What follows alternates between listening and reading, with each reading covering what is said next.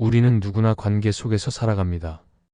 가족, 친구, 교회 공동체, 직장 사람들까지 우리의 삶은 수많은 관계로 엮여 있습니다. 관계는 때로 힘이 되고 위로가 되지만 때로는 우리를 넘어지게 하고 하나님과의 거리를 멀어지게 만들기도 합니다.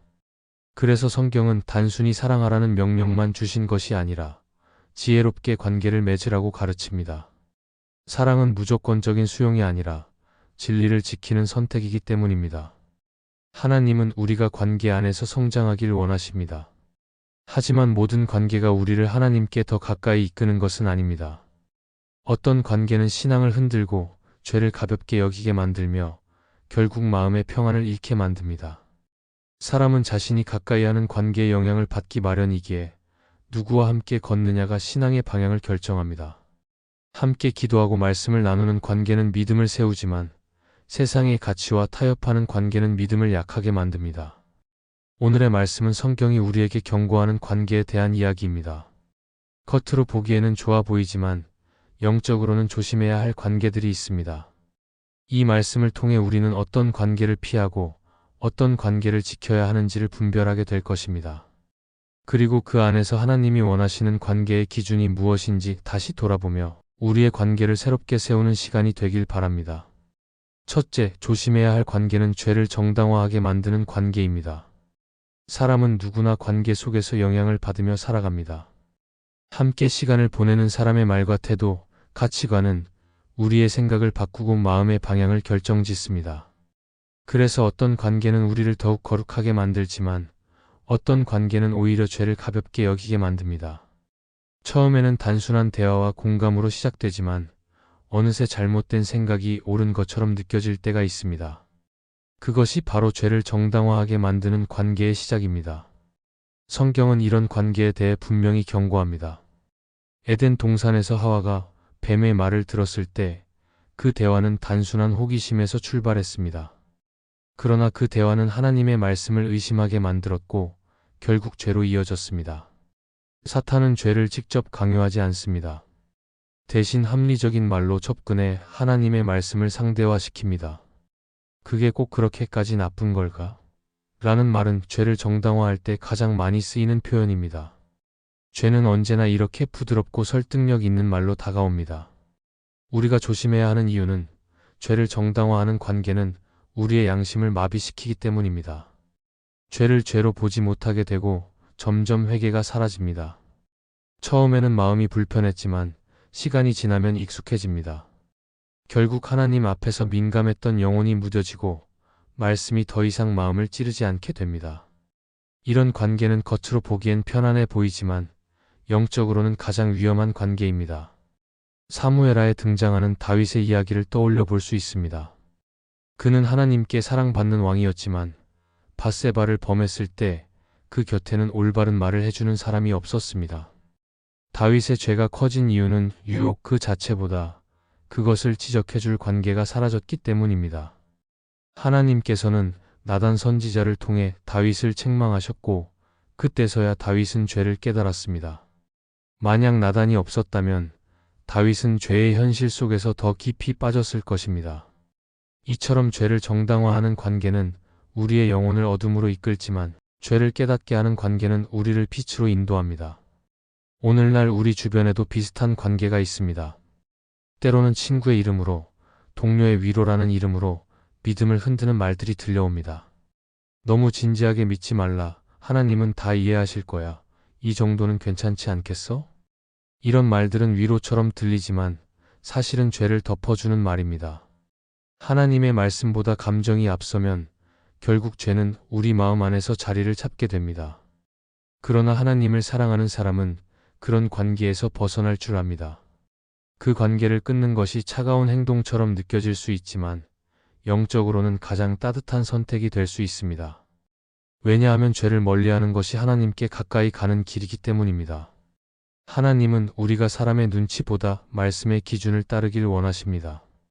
관계보다 진리를 먼저 두는 사람은 결국 하나님께서 보호하십니다.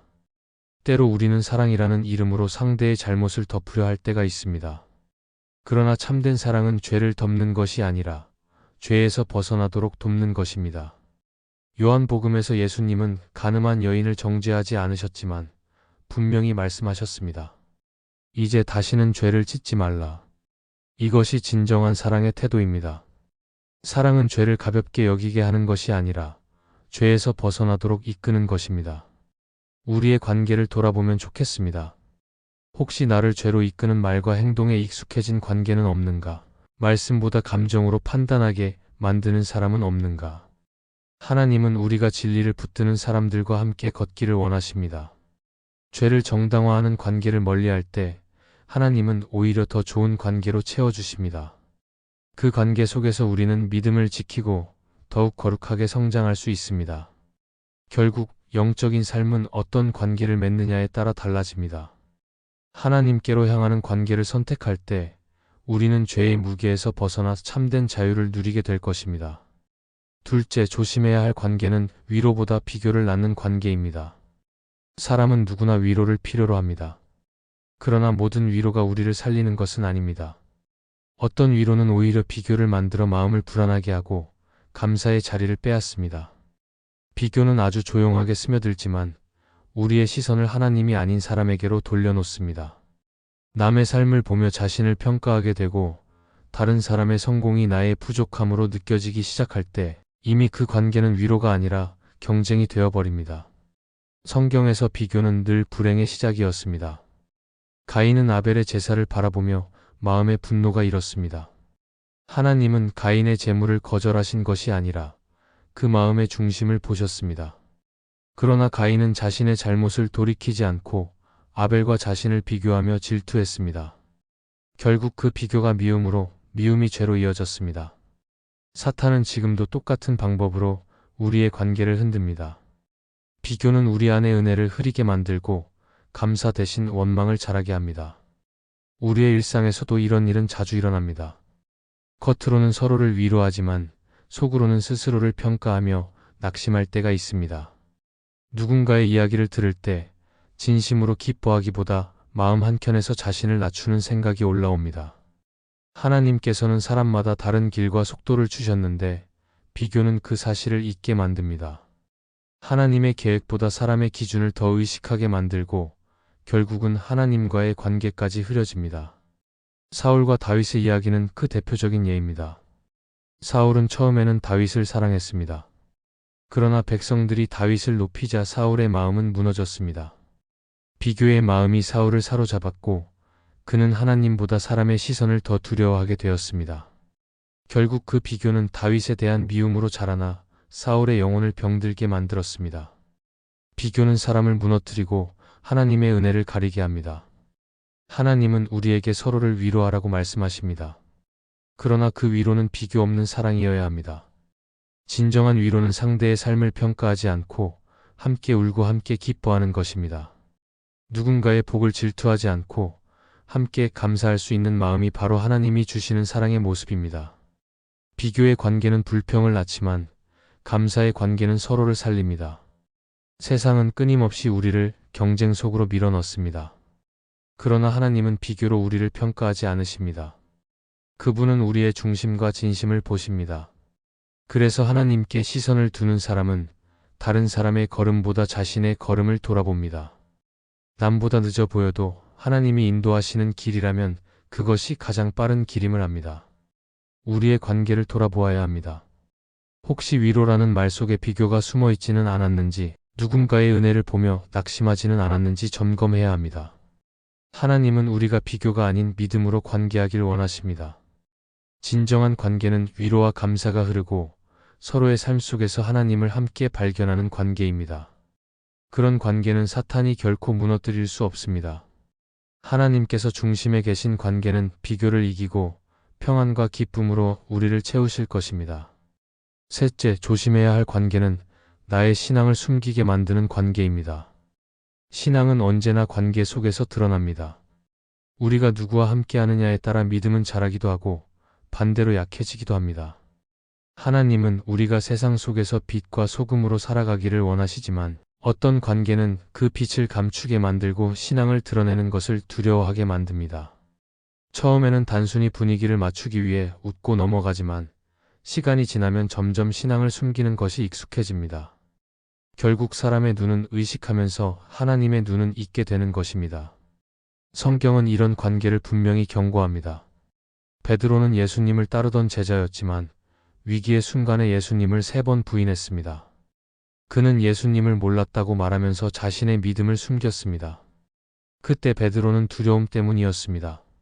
사람들의 시선이 무서웠고 자신이 손해를 볼까 두려웠습니다.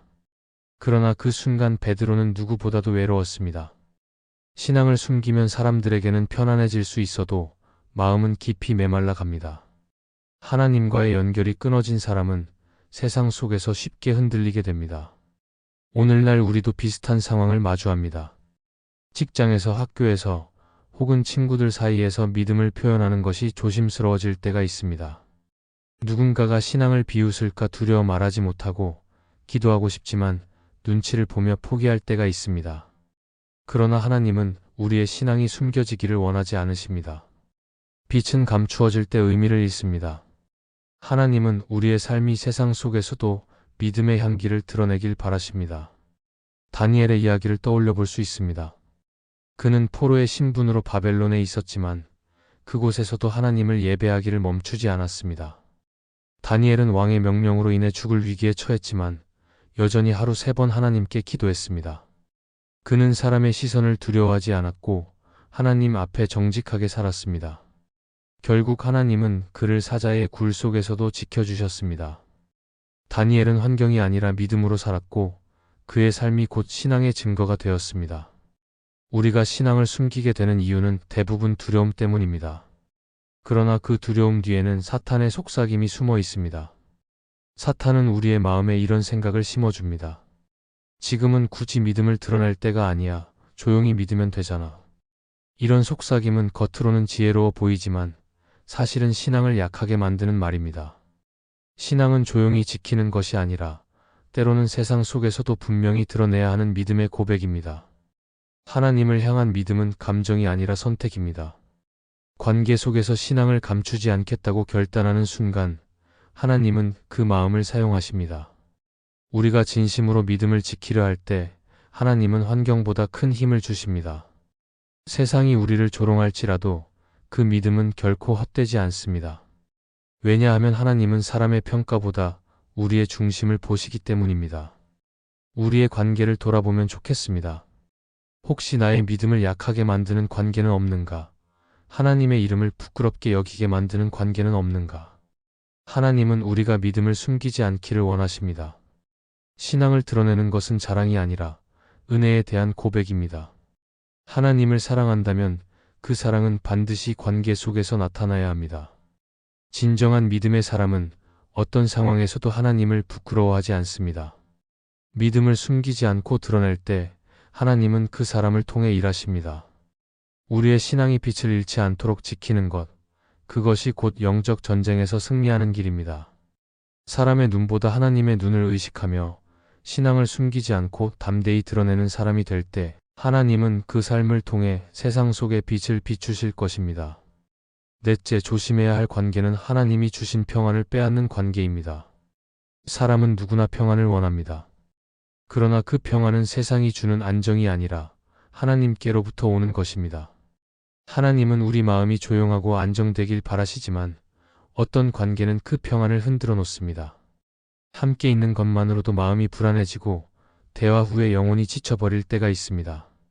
처음에는 사소한 불편함으로 느껴지지만 점점 기쁨이 줄어들고 믿음의 열정이 식어갑니다. 하나님께 집중하던 마음이 사람의 감정에 휘둘리기 시작하면 평안은 서서히 사라집니다. 성경은 우리의 마음을 지키라고 강조합니다. 잠언은 무릇 지킬 만한 것보다 마음을 지키라. 생명의 근원이 이에서 남이니라고 말합니다. 하나님은 우리의 외적인 성공보다 내적인 평안을 더 중요하게 보십니다. 그런데 평안을 빼앗는 관계는 그 마음의 중심을 어지럽히고 하나님께 집중하지 못하게 만듭니다. 그 관계 속에서는 기도가 사라지고 말씀이 멀어지며 대신 불평과 염려가 자리를 잡습니다.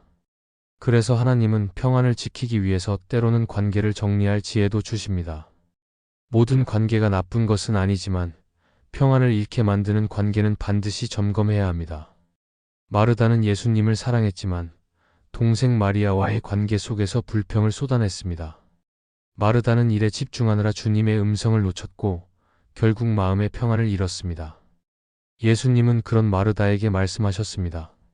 마르다야, 네가 많은 일로 염려하고 근심하나 마리아는 좋은 편을 택하였다. 하나님은 관계보다 먼저 마음의 평안을 보십니다. 마르다가 깨달아야 했던 것은 일의 문제가 아니라 마음의 방향이었습니다. 누군가와의 관계가 내 마음을 복잡하게 하고 하나님께 집중하지 못하게 만든다면 그 관계는 건강하지 않은 것입니다. 우리는 때로 평안을 빼앗는 관계를 의무감으로 유지하려고 할 때가 있습니다. 상대를 미워하지 않으려 애쓰지만 대화를 나누면 마음이 불편해지고 신앙의 중심이 흔들립니다. 이런 관계는 결국 우리를 지치게 만듭니다. 하나님은 우리가 누구에게나 친절해야 하지만 모든 사람과 친밀할 필요는 없다고 말씀하십니다. 사랑은 경계 안에서 건강하게 자라납니다. 하나님께서 주신 평안을 지키는 것은 단순한 회피가 아니라 믿음을 보호하는 지혜입니다. 팀 켈러는 하나님을 찬양하라에서 이렇게 말했습니다. 참된 평안은 고요한 환경이 아니라 하나님 안에서 마음이 질서를 찾는 상태다. 이 말처럼 평안은 상황에서 오는 것이 아니라 하나님과의 관계에서 나옵니다. 그래서 사람과의 관계가 하나님과의 관계를 방해한다면 그 관계는 다시 돌아보아야 합니다. 때로는 관계를 잠시 멀리함으로써 오히려 하나님과 더 가까워질 수 있습니다. 하나님이 주신 평안은 우리가 지켜야 할 가장 귀한 선물입니다. 사탄은 그 평안을 빼앗기 위해 사람을 사용합니다. 때로는 사소한 오해나 감정의 상처를 통해 우리 마음에 불안을 심습니다. 그러나 하나님께 시선을 돌릴 때 우리는 그 어떤 관계 속에서도 평안을 유지할 수 있습니다. 예수님은 풍랑 속에서도 잠잠히 주무셨습니다.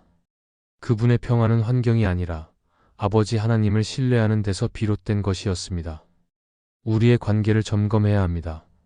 그 관계가 내게 믿음을 주는가, 아니면 평안을 빼앗는가를 살펴야 합니다. 하나님이 주신 평안을 지키는 사람은 외로워 보일 수 있지만 실제로는 가장 안전한 사람입니다. 하나님은 그 마음속에 자신이 거하시기 때문입니다. 평안은 신앙의 상태를 보여주는 거울입니다. 평안을 잃게 만드는 관계는 아무리 가까워 보여도 영적으로는 우리를 멀어지게 합니다. 하나님은 우리의 마음이 흔들리지 않기를 원하십니다.